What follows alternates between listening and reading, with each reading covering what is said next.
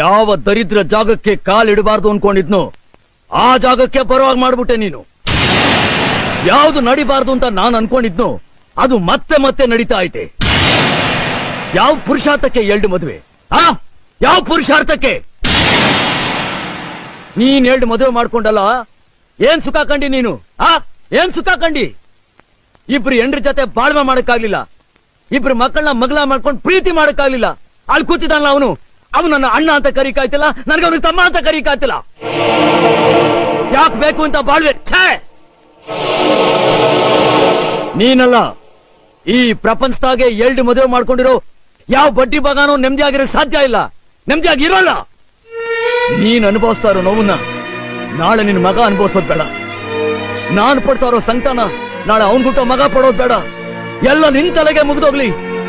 ನಿಲ್ಸು, ಈ 2 ಮದುವೆ ಪರಂಪರೆ ನಿಲ್ಸು. ಹಂಗಲ್ಲ ಬೇಟಣ್ಣ, ಒಂದ್ ಹೆಣ್ಣಿ ಮದುವೆ ಆದ್ರೆ ಇನ್ನೊಂದ್ ಹೆಣ್ಣಿಗೆ ಅನ್ಯಾಯ ಆಗಕ್ಕಿಲ್ವಾ? ಯಾವ್ದು ನ್ಯಾಯ ಅನ್ಯಾಯ? ಜನ್ಮ ಕೊಟ್ಟ ಮಗನ್ಗೆ ನ್ಯಾಯ ಕೊಡಕ್ಕಾಗದೆ ಇರೋ ದೊಡ್ಡ ಮನುಷ್ಯ ಕಂಡೋರ್ಗೆ ಇನ್ನೇನ್ ನ್ಯಾಯ ಕೊಟ್ಟಾನು?